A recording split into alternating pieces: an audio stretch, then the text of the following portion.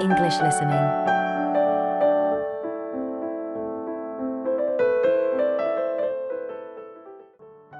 University's calendar.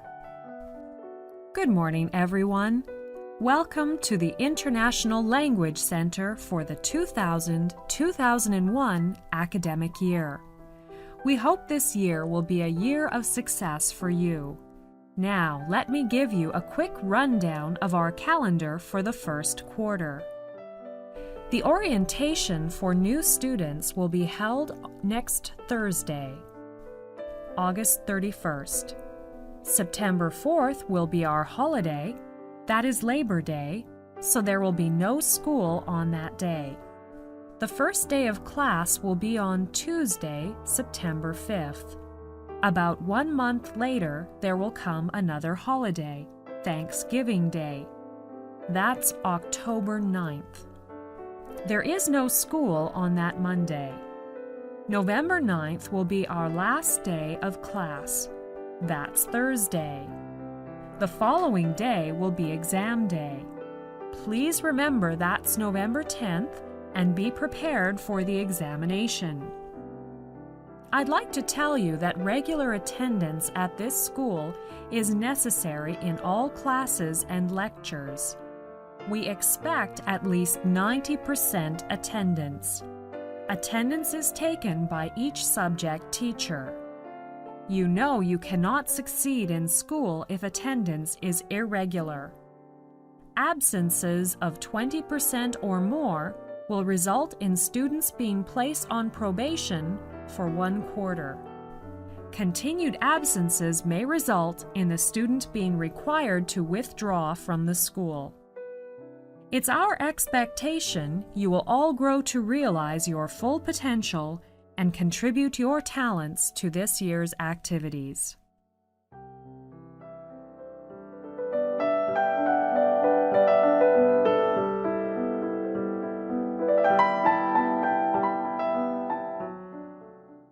About the coursework. Hello, everyone. Before you start your course, we would like to tell you a little about the background of how the course is designed.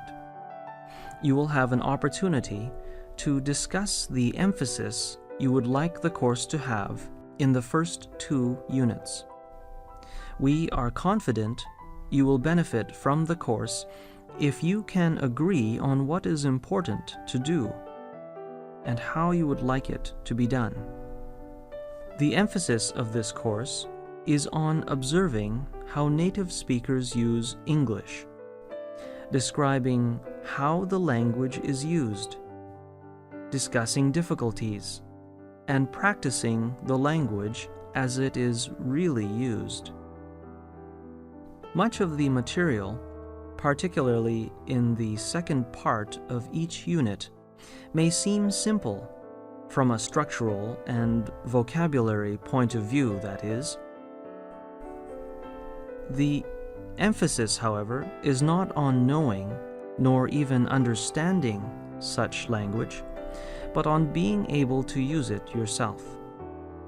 This course is not for those who want to know something about English, but for those who wish to use it effectively as a means of spoken communication. The following assumptions are made throughout the course. 1. It is possible to study the spoken language, and this is in no way inferior to the written language. 2. Some students find grammar rules helpful, others do not. But nobody finds rules helpful which are full of exceptions. 3. It helps to learn more words, but it often helps more to learn to use those you already know more effectively. 4.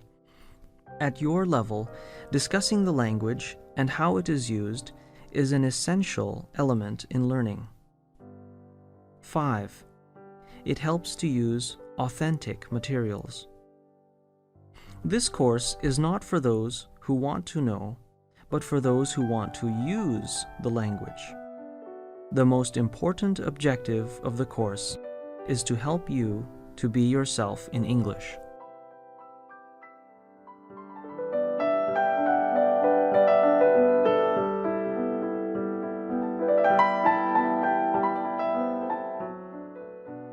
Being involved in campus life. Good morning and welcome to our regular lecture on being a confident student. This series of lectures is organized by the Students' Union, and we want to help you to cope well with the life on campus. Today, it's a great pleasure for me to welcome Ms. Diana Sheeran, who is the President of the Students' Union, and she has been kind enough to give up her time to come along and talk to us. Thank you. Thank you very much, John. May I say it's a pleasure to be here. Now, I know being away from home and having to look after yourselves can make you feel homesick and give you a hard time. So today, I'm going to talk about the ways of making sure that you get involved in campus life. This may help you cope better with your study and life on campus. To become more involved in campus life, use your college's resources, which include places to go for help, people who can help you, and publications that can help you. Your instructors, academic advisors, counselors, department heads, resident advisors, coaches, and club sponsors are among the people you can ask for help. Become familiar with the services your college provides and know where to get them. The registrar's office answers all questions about records and grades. The Career Center can help assess your interests and skills. The Guidance Office offers help with course selection and scheduling, and may offer personal counseling as well. Learning labs and libraries provide equipment and learning resources to help you improve your skills and meet course requirements. The Financial Aid Office handles questions about fee payment, scholarships, loans, grants, and jobs available on campus. If you need more instruction than you are getting in the classroom, your college may provide a tutor.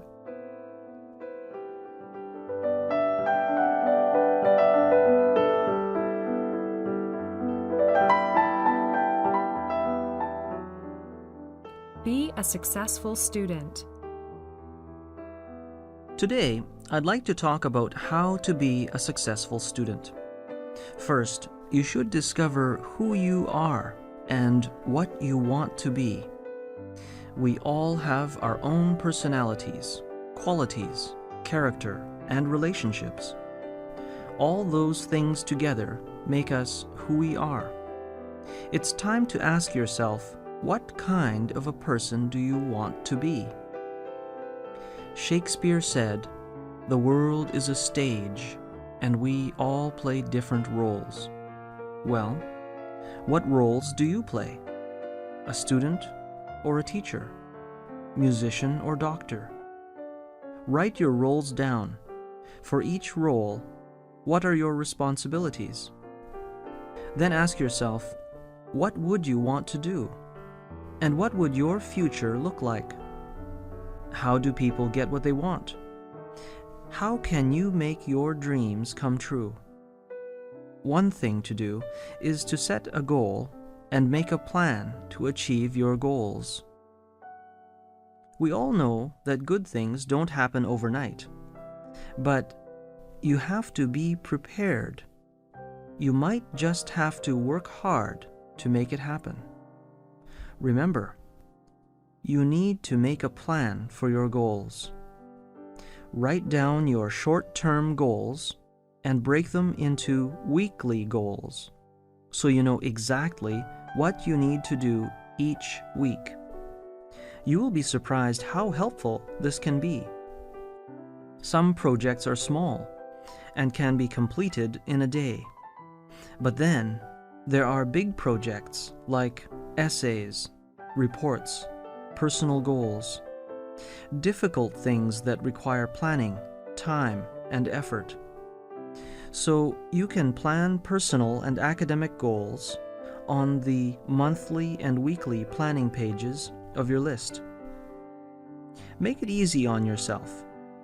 Break down your projects or goals into small, easier steps and work towards them one step at a time. When you finish your plan, you should start to do it. Once you get going, it's much easier to continue. You can reward yourself with a treat.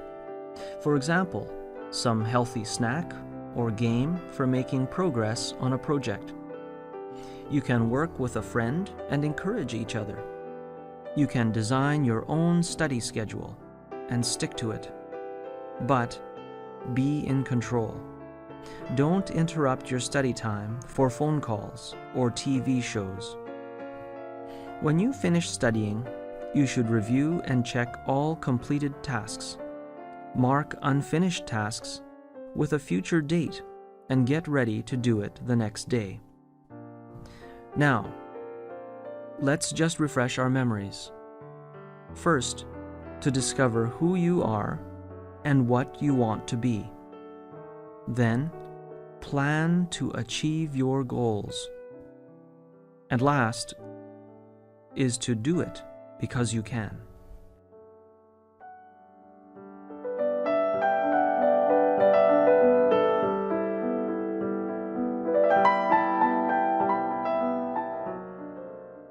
Oxford. Good afternoon, everyone. Today, I'd like to tell you a little bit about the history of Oxford. Oxford has been a town for many centuries. The first written records of its existence date from before 912. Oxford University began to establish itself in the middle of the 12th century, and by 1300 there were already 1,500 students. At this time, Oxford was a wealthy town, but by the middle of the 14th century, it was poorer because of a decline in trade and because of the terrible plague, which killed many people in England. Relations between the students and the townspeople were very unfriendly, and there was often fighting in the streets. On the 10th of February, 1355, a battle began which lasted 2 days. 62 students were killed. The townspeople were punished for this. One of the punishments was that the university was given control of the town for nearly 600 years. Nowadays, there are about 12,000 students in Oxford, and the university and the town live happily side by side. The Oxford English Dictionary is well known to students of English everywhere. It contains approximately 5 million entries, and there are 13 volumes, including a supplement. Some of the words are special Oxford words. For example, bulldog in Oxford is the name given to university policemen who wear bowler hats and sometimes patrol the streets at night. They are very fast runners. Punt is a word often used in both Oxford and Cambridge. It refers to a flat-bottomed boat with sloping ends, which is moved by pushing a long pole in the water.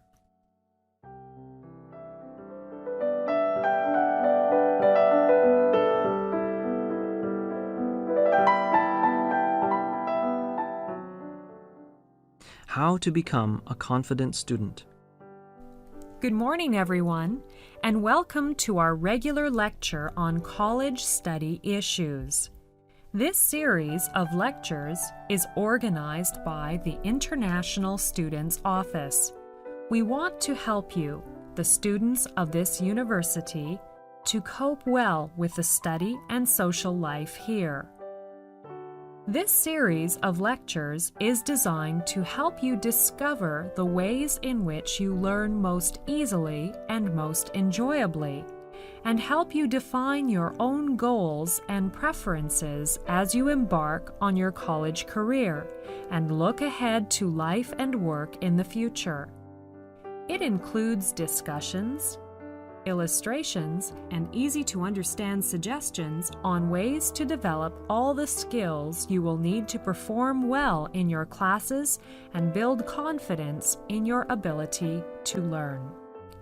Some lectures will contain many ideas for strengthening a particular skill, but you can try out as many ideas as you like for studying. And also, you can adapt the ideas in the lectures to suit your own needs and personal learning style. Many students want to know how to be a confident student. It's a good question. Strategies for becoming a confident and successful student include making use of the 4 keys to success in college discussed in this lecture. 1. To assess your academic strengths and weaknesses. 2. To discover and use your learning style. 3. To sharpen your thinking and study skills. 4. To adapt to others' styles. Let's talk about the first one. To assess your academic strengths and weaknesses means to be realistic about what you are able to do. This will help you select courses in which you can succeed. This is the most important key when you enter college. The second key is to discover and use your learning style. This is another important key to your success. Use your 5 senses to help you take in information accurately and remember what you learn. Let your body's reactions tell you when you are most alert. Then try to plan your schedule accordingly. Know which learning environment you prefer, but be willing to adapt to others. Increase your level of motivation by developing an internal focus of control.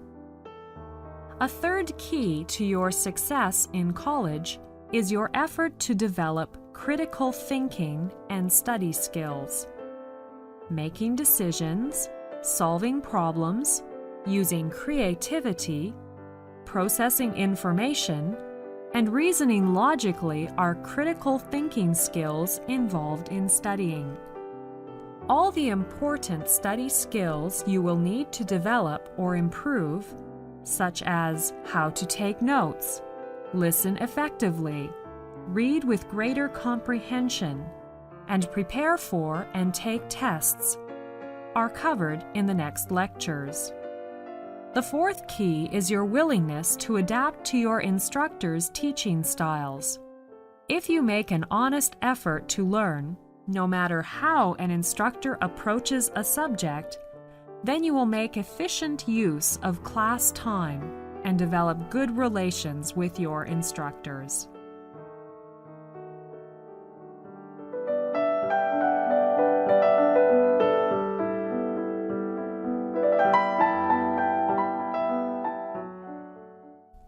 The Dean's Speech.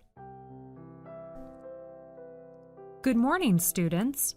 As many of you have already heard, tuition fees will be going up to $3,600 per term, starting in September 2001.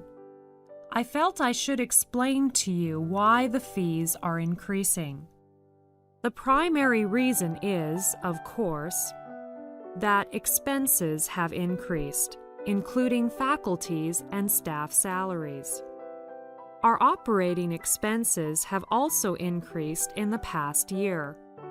As we try to maintain a high level of service to our international students, we have added new staff in the last year to meet the growing needs, including a manager of admissions. We have also expanded our homestay staff to improve our homestay services. Unfortunately, when expenses increase, the costs have to be passed on to the student. This is the first increase in fees since 1998, however, and we are trying to keep the fees as reasonable as possible. To compare our fees with other institutions in the province, the University College of the Cariboo is raising its fees to $3,800 per semester starting in September 2001. Programs at UBC start at $13,830 per year. At many institutions, the tuition fees for academic courses in the third and fourth year level are higher than those for the first 2 years are, because the costs to run the courses are higher. We have decided not to differentiate the fees, but to balance the costs by charging the same tuition for all 4 years. I would like to tell you that we value your opinion and want to make sure that you are satisfied as a student at the college. If any of you would like to meet with me to discuss the fees or any other matter, you are welcome to visit me in my office in Building 359. Please phone 741-2795 for an appointment.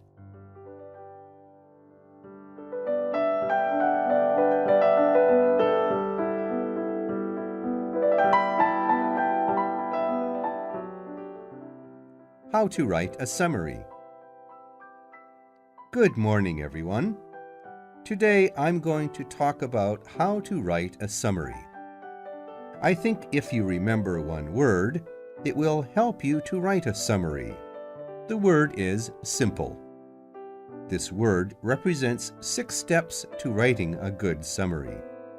Simple's first letter is S. S here stands for the first step you should do. That is, to study the text carefully. And letter I here stands for the second step, to identify the key points while you read the text. M here represents the third step of writing a summary. That is, to make notes. Then the fourth one is to put points in order. The next step is to leave out unnecessary detail. The last step is to edit your first draft. Now, I will talk about these steps one by one. Let us start with studying the text. When you get an article, you should read it first fairly quickly to get a sense of the general meaning. Then, read it more carefully, following the writer's argument and noticing what is fact and what is opinion, what is a general statement, and what is a particular example. It is often helpful to summarize each paragraph in a few words at this stage. Now, let's turn to identifying the key points. You must go through the text and mark the places where important information is given. You can underline or highlight with a colored pen or simply make a mark in the margin. The third step is to make notes. This is a very important stage. You should write down the key points you've identified in note form in your own words. This is also especially important in an exam because the examiner needs to know you understand what you have written and that you are not just copying from the text. Let's turn to the fourth step, to put points in order.